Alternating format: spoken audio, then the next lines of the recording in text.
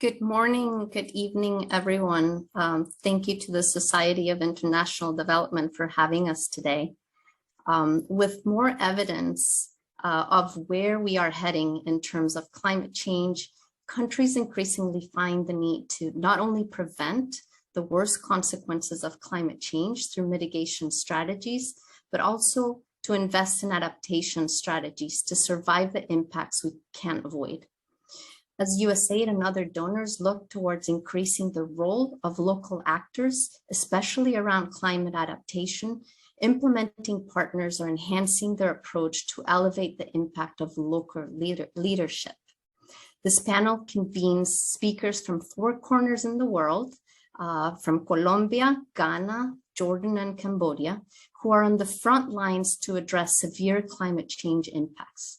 The panelists will discuss how local communities are leading and supporting development projects aimed at helping local communities to adapt to climate change and build resilience. Speakers will share how the shift in focus toward local actors as leaders in climate adaptation is benefiting communities and nations, and where there are challenges to additional opportunities for progress. I'm Arai Monteforte, Energy Sector Director at Tetra. I currently serve as the Chief of Party for USAID Scaling Up Renewable Energy Program. We have delivered technical assistance in over 30 countries in strategic energy planning, in renewable energy integration, in competitive procurement, and circular economy among many areas. And I also am the program manager for Tetra Tech's support to MCC in West Africa, focused on promoting the regional electricity market. With me, I have 4 wonderful panelists. Paula Sierra Correa is a Colombian marine biologist who serves as the head of marine research and information at the Institute of Marine and Coastal Research, associated with Colombia's Ministry of Environment and Sustainable Development. She has a PhD in marine ecosystem-based climate change adaptation and a master's degree in geoinformatics and coastal zone management. Paula has worked for INMEVAR since 1996 and was a part of the team that advanced coastal zone policy in Colombia.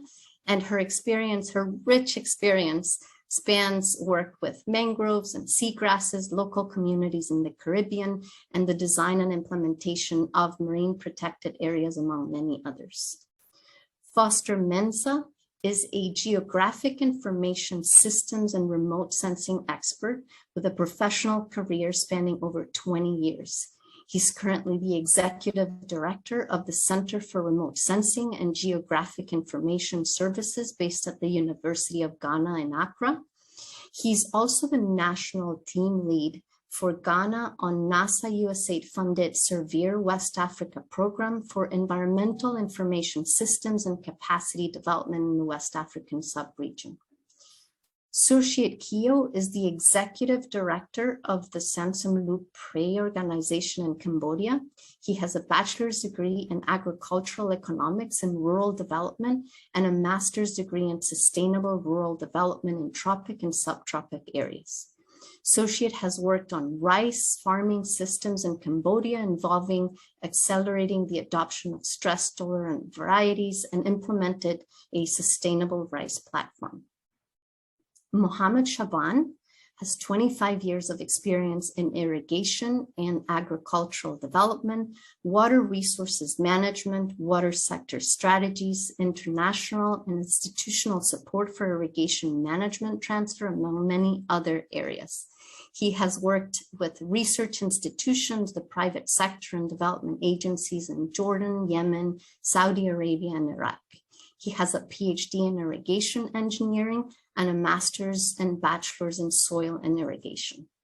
Mohammed is currently serving as irrigation and agricultural expert in adaptation to climate change through water loss reduction in the King Abdullah Canal. Thank you again all for joining us, and welcome to our wonderful panel. And I'd like to get us kick-started with a question. And I'd love all of our panelists to answer this.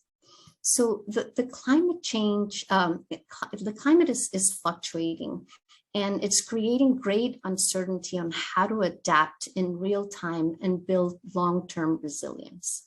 We have a really rich panel here. So really speaking from your regional and sectoral perspectives, give us some concrete examples of climate change impacts in your region, what adaptation means in this sense, and what is or are the most pressing needs.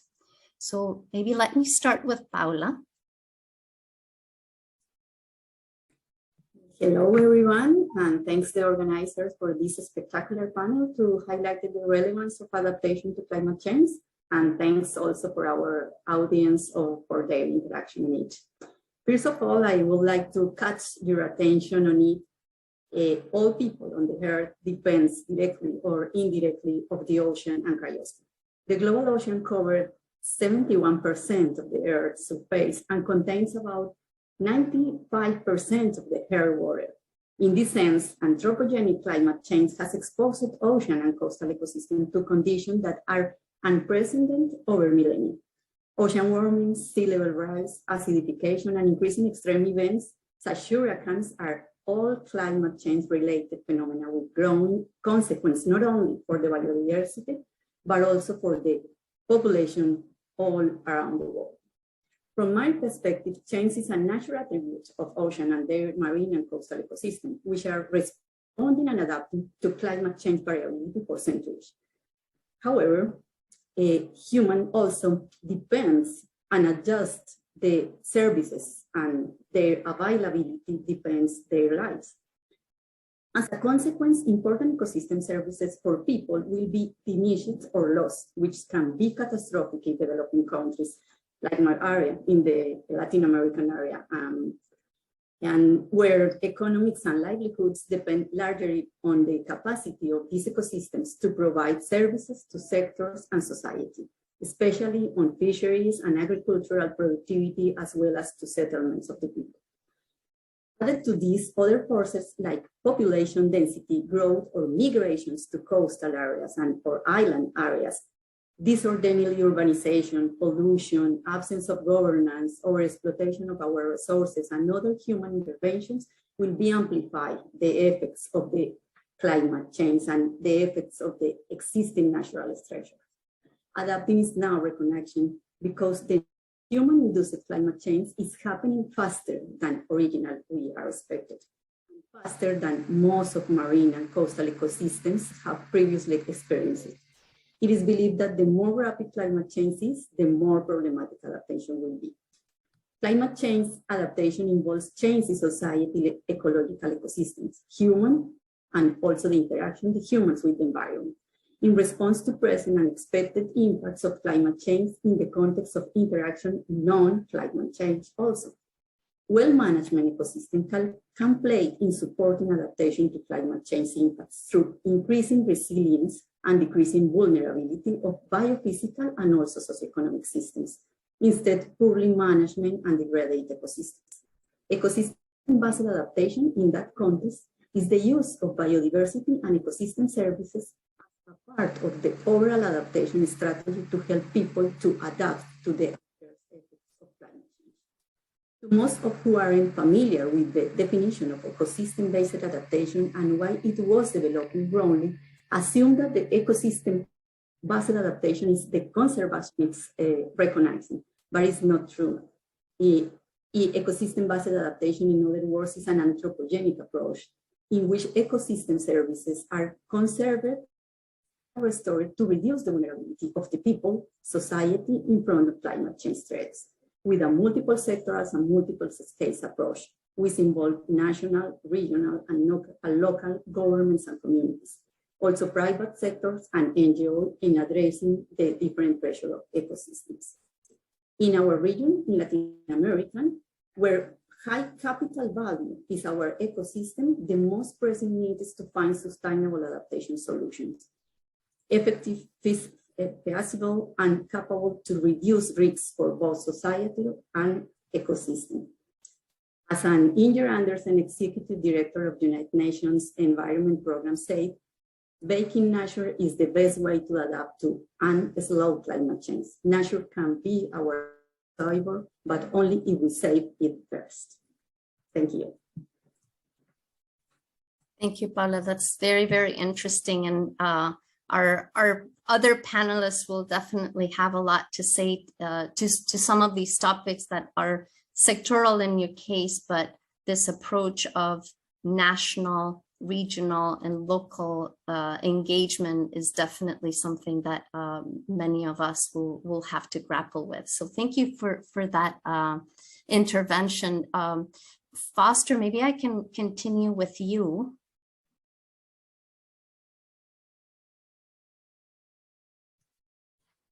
We have you on mute. Sorry. As you well know, the West African sub-region is experiencing an alarming rate of deforestation and forest degradation. And especially the rural population who live off the natural resources have been extracting a lot of these natural resources, especially for domestic energy. And so for me, adaptation means empowering the local communities to implement actions that will reduce the negative impact of climate change. And it's important that we should recognize that this can effectively and only happen when there is an enabling policy environment that encourages the communities to embrace and own the societal transformation that needs to take place for them to adapt to climate change. Thank you.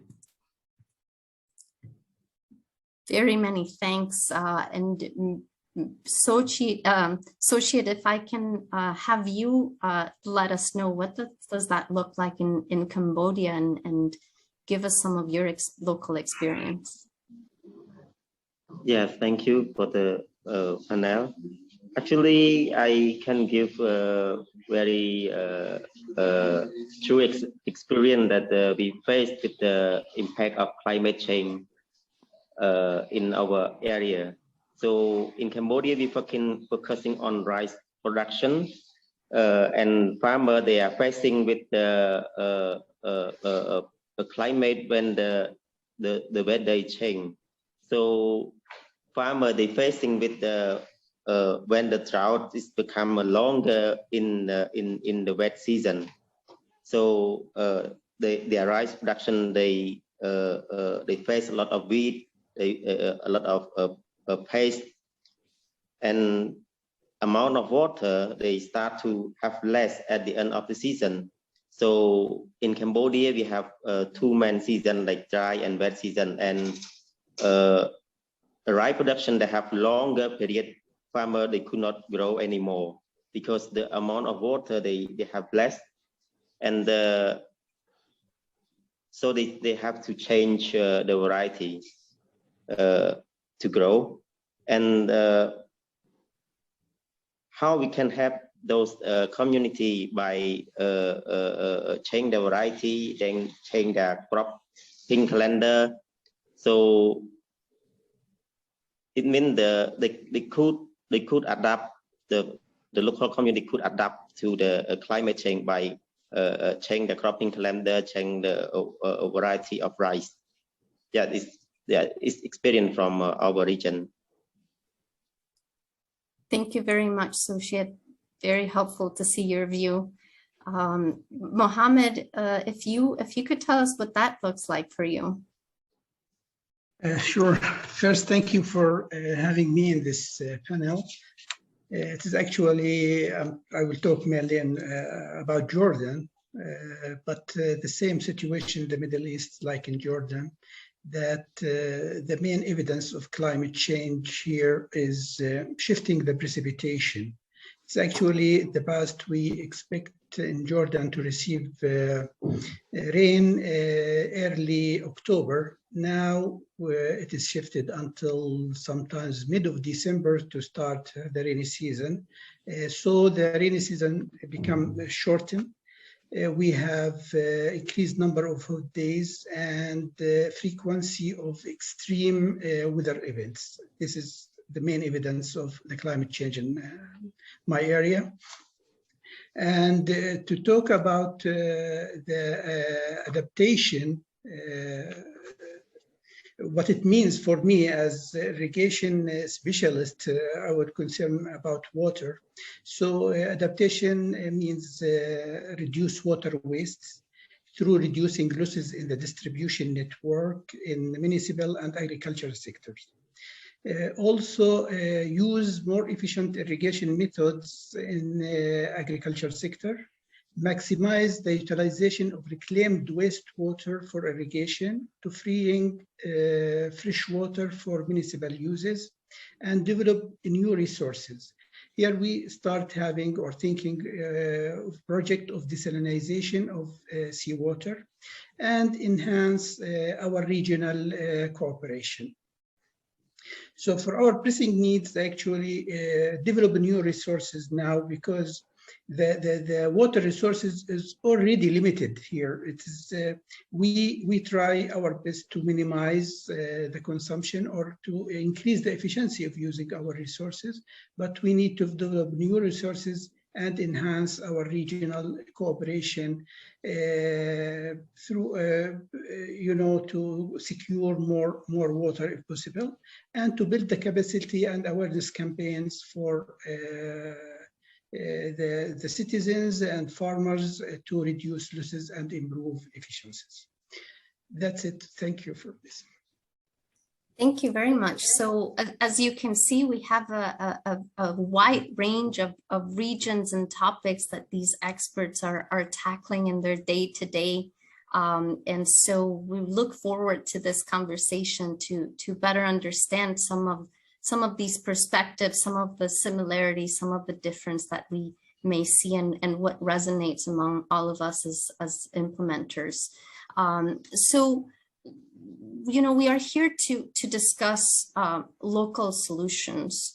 And so I'd really like to hear, in your experience, from your perspective, what defines a truly local adaptation initiative that is led by from a bottom-up approach, basically. And I'd love to hear some very specific examples for us to understand your perspectives. And so I'd love to maybe start with Foster. Okay, because I'm based in Ghana, I would like to share some of the examples here in Ghana. And because of what we have been doing as part of the Severe West African Project, the Severe West African Project is actually using Earth observation technologies to look at the landscape and also to monitor the rate of deforestation or intensification of or extensification of agriculture over the landscape. And as you well know, and as I said in my introduction, Ghana has been experiencing this degradation of the forest ecosystem, and also in the savanna ecosystems, a lot of degradation because of charcoal production, for instance, and also because of extensification of agriculture. But in the savanna, especially because of the high demand of charcoal in the urban areas, most of the rural folks are engaged in charcoal production. And so they either have to chop down the trees and produce charcoal, which is in high demand in the urban centers. And this is causing a lot of land degradation and also deforestation and forest degradation. And so what we are trying to do is to help them develop community woodlots, so that instead of indiscriminately felling the trees for charcoal production, they will be guided so that they can sustainably produce charcoal. We are well aware that we cannot entirely eliminate charcoal production, but because we want this to be done sustainably, they would have to be guided in such a way that through the introduction of community woodlots, they would be able to sustainably harvest the wood that is required for the production. Another thing that we have also been trying to look at is to engage with other partners so that we can help them, especially those in the urban areas that depend so much on the charcoal, we can introduce efficient cook stoves so that instead of using charcoal for domestic energy, they will rely on this cook stove. So these are some of the examples, or some of the things that we have been doing to help both the supply and the demand side to minimize the use of chopping down the trees for charcoal production. Thank you. Thank you. Very, very interesting. And it has elements in terms of, you know, how do we look at some of the current practices and figure out alternative practices that really look at the entire chain, not just where the resource is produced, but also where it's finally used. So thank you for those comments. Maybe Paula, I can have you just give us a little bit of your perspective in terms of these specific examples of local solutions and local implementation.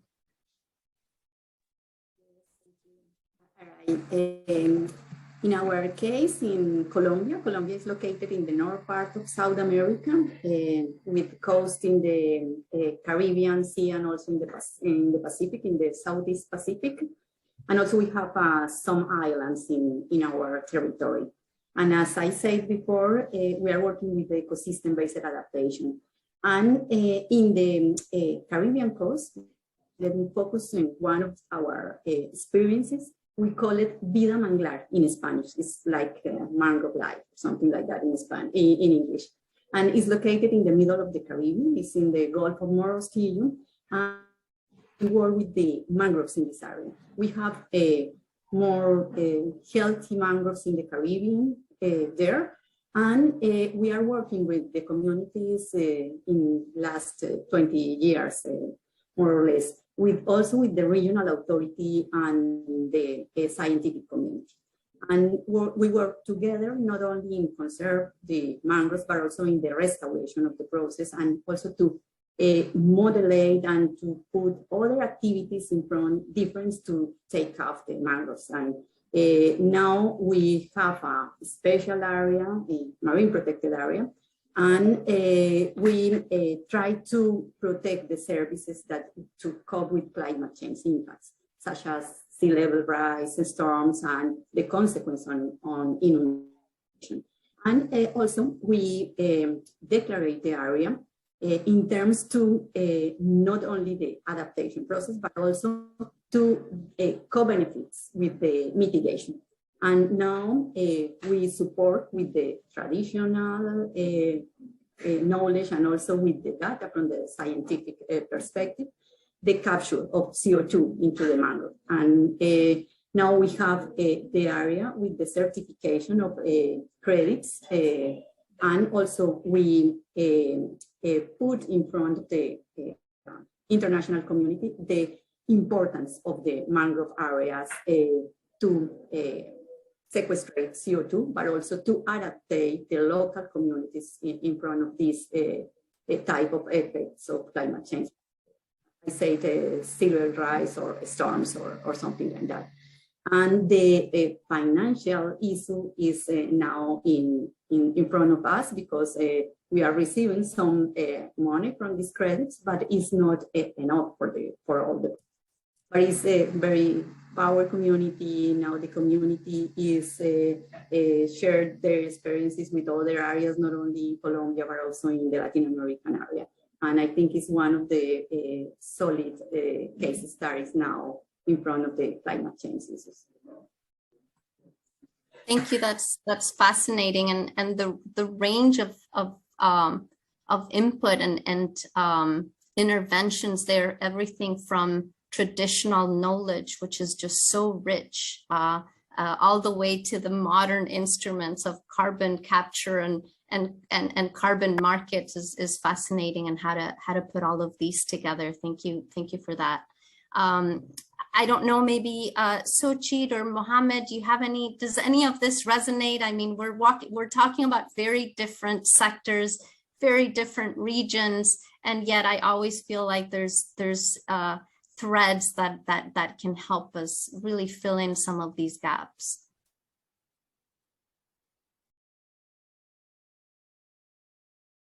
I see. If you allow me. Oh, go ahead, please. Okay, thank you very much. It is actually, as I mentioned, that we are suffering from water shortage, and this is the main consequences of climate change, and also because of the nature of the region. But I want to point out an indigenous practice usually by the people here, and now the government start to build on that, which is building rain harvest reservoirs in rural areas where there is spaces for people to build that reservoir and to connect the rainwater from the rooftops to that reservoirs. And also because they have some wide areas different than the cities, that's crowded. So the water become clean, and some of them, they can use this amount for the whole summer and consider it is very pure, even quality of water. So this actually enhanced the government actually to look to this solution and to put it in the regulations.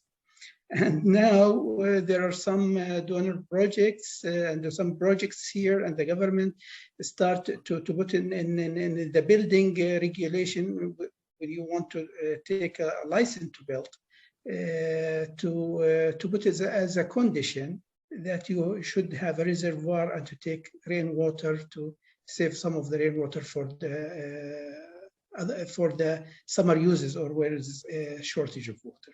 So this is what I want to share with you about some practices from down up. That is fascinating, and not just the fact of taking advantage of these indigenous and local practices, but codifying them to really take advantage of that knowledge is very interesting. Thank you. Socheat, I saw you unmuted yourself. I think that you also had some contributions here. Yes, what we have I want to share what we have to voice missing, that we used to have community to adapt to climate change. Like we raise the awareness of climate change to local community, so they are aware of that it's happened, and they prepare and with our technical support in the agriculture production, so they can mitigate the impact of climate change as well. Yeah. Thank you for that. So just moving on to our next panel question. It has been reaffirmed right now through our discussions, but also a little bit on the more recent reflections that inclusive development requires economic empowerment and historic empowerment and knowledge empowerment of the community. And so right now, our audience is people who are designing programs that will work on this and that will think through what are the critical points that decision makers need to consider for funding and designing these programs so that they can really achieve inclusive development for sustainable climate adaptation outcomes. And so similar to before, maybe we can have a couple of you give us some comments on what that looks like from your experience, but also, what are your recommendations to these decision makers? Mohammed? Okay. I think for this, the main points and very critical issue is the engagement of the stakeholders or local community in the planning process before and the designing of the project by the decision makers. Transparency is also another very important point, in addition to enforcement of the regulations and equality. These are the main points I thought about, and it's actually what I think that the most important point is to build the willingness to such empowerment among the governmental employees. As you know, you know that we are from different regions, and in my region, the community get used to up-down decisions. So most of the time, the decision comes from decision makers and people to implement that. Changing this behavior, it is actually require a change in mentality for both sides, for the decision makers, that they have to engage the local communities, and also for the local communities to defend their rights. Because also we face this problem. Actually, some people, they took it for granted, they accept the decisions and try to cope with that decision without even discussing this. So these need some capacity building and awareness campaigns actually to tell the people about their rights. I built this point based on an example that the government here in the irrigation sector tried to engage the local community in what is called water user association to manage the irrigation water, especially that the water resources for irrigation is declining with the increase of the population, and also the quality also declined. So they thought that there is important to involve the local communities with this through establishment of the water user association. But unfortunately, we face the problem of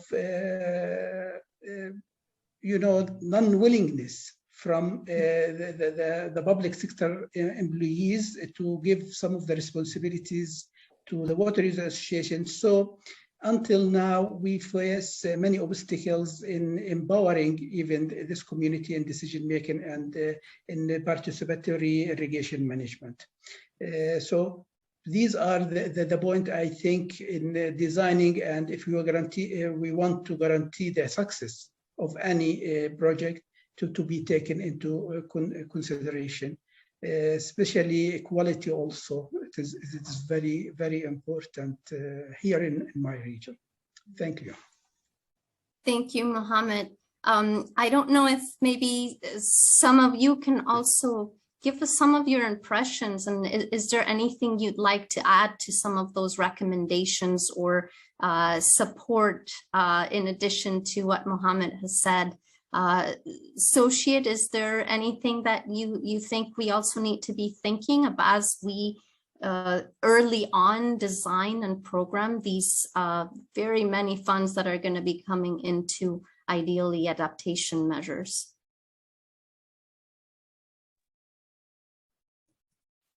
Yes, Paula, I see Arai. you unmuted. Go ahead. Yeah, thank you. And I agree with Mohammed. I think all of him said it's liable also in the Latin American and in the Caribbean area. And I think also in the tropical and subtropical areas that we work with the communities located in coastal areas.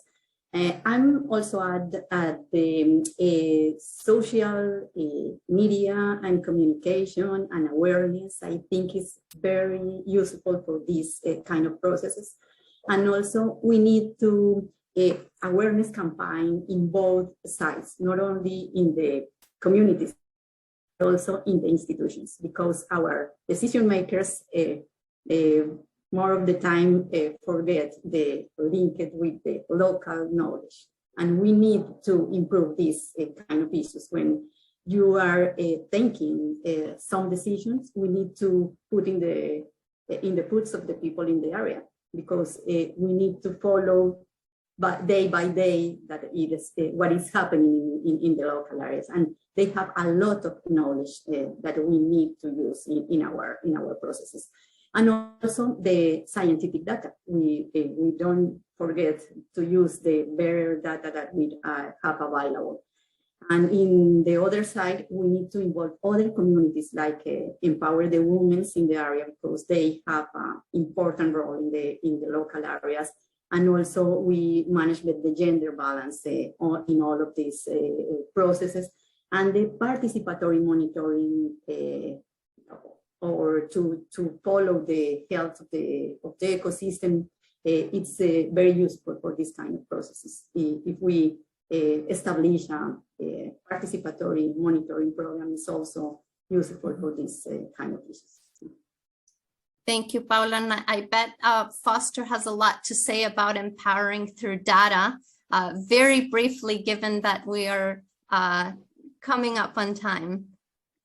Yes, that's right. And I couldn't agree more with the previous two speakers, that it's important that we engage with the stakeholders. And so one way of engaging with them is sharing information with them. And so some of the tools and the services that we have developed, we go and share with them so they can have a sense of what is happening in the landscape, how they are affecting or impacting the landscape by their, if I should say, unsustainable use of the resources. So it's very important to share information with them. But another thing that I wanted to say is that in as much as there are decision makers at the national level, there are also decision makers at the community and the local levels. And so in designing these programs, it's important that the engagement, especially with the local level, where most of the implementation would take place, would have to be involved in such a way that they are able to, at the end of the day, own these programs and effectively implement them. Thank you. Thank you very much. And Socheat, I saw you unmuted yourself very, very briefly, so we can jump through. I agree all three speakers in previous, and I would add that it would be good if we can prioritize the vulnerable community that have less infrastructure, that could have them effectively adapt to climate change. I think it would be good. Thank you, Socheat, for that. So we have one last question, and maybe what I'll ask you all is to give me a 1-minute elevator speech on that. You know, talking about climate justice, and I think Socheat cued us very well to this, of thinking of the most vulnerable communities. Paula talking about really thinking about gender as we do our work, as we design programs, and as we think of intervention. So specifically talking about this, how do we balance the humanity of development? And by that I mean, you know, the community and individual rights and the needs of a nation and its government. It's some of the most pressing and grappling balances that we're trying to find. So if I could have you guys just 1 minute, guys and lady, 1 minute elevator speech on that answer. So let me start with Paula. Okay, I think in front of the coastal areas, we have common goods, and we need to talk that it's not only the rights from the institution or the national level, but also from the local communities, and we need to go there to balance the point of view of both parts of the processes. And also, I think the data and the science diplomacy play an important role in that area, because we can support the local phenomenon, improve it with the traditional knowledge and the best practices, and also helps the discussion not only in the national or local level, but also in the international partnerships. And it's very, very good to improve these areas. Thank you. Thank you. Foster, what would be your input on this? Yeah, my input will be that the inclusivity of all sectors of the society would have to be taken into account. And so, like the previous speakers mentioned, the vulnerable groups, the women and child group, the youth groups, most of the time, the national authorities are engrossed with the because of the limited resources, they are engrossed with prioritization, and sometimes this goes against the vulnerable and the women, youth, and children groups. And so I think that these have to be incorporated in the design of these programs. Thank you. Thank you very much. Socheat? Yeah. So right now we work in Cambodia and we try to balance between the humanity, environment, and how to bring it in the sustainable development. So what project we working now? We working with the local community living in protected area. So they exploit most community in the protected. They exploit the environment by deforestation, something like that. So we bring up with the solution which we could help them to improve their livelihood, but at the same time we can ask them to support our conservation activity, and we also improve or promote women economic empowerment in community as well. So our project we have we improve their livelihood through the improve their productivity and connect their product to the market which high value with the high price, get high price, but at the same time they have to respect a certain rule in the protected area. So to receive that the incentive, they have to follow our conservation guideline. And the community also benefit by participating from women in the rice supply chain as well. So our organization, we start to develop the agricultural product supply chain, which also have support from the community to support conservation as well. Thank you, Socheat, and thank you for highlighting the aspects that it's not just the vulnerable people or the different populations or the intersectionality of populations that they will benefit directly, but that the benefit goes both ways, right? The community will benefit from those approaches. Mohammed, anything to add on this? Yes, actually what my friends here mentioned, and what Socheat mentioned about sustainability of resources. This is very, very important issue for future generation. Actually, we have to think about it. And then I will refer to what I mentioned about transparency and what Foster add about, making all the information available for the stakeholders. All the people, from women, youth, and concerned people in all the sectors. This to engage all of these sectors or type. I don't know the word. But it is to engage all the stakeholders to find solution to climate problems, and also I insist in fairness and equality in implementing all of the project. And when previously talked about regulation enforcement, this is to guarantee equality, and also that if we follow the regulation, then any activity induce negative effect on the environment has to provide enabling condition for affected individuals or communities or localities to cope with the induced negative effect. So this is the type of justice that we want to save and sustain our natural resources. Thank you. Thank you so much for that, Mohammed. And with that, we're up at time. This has been a really fascinating discussion. We could be here for a few more hours. As you can see, local actors have in-depth knowledge of the local context and know what works and what doesn't for their own context. They have relationships with important stakeholders.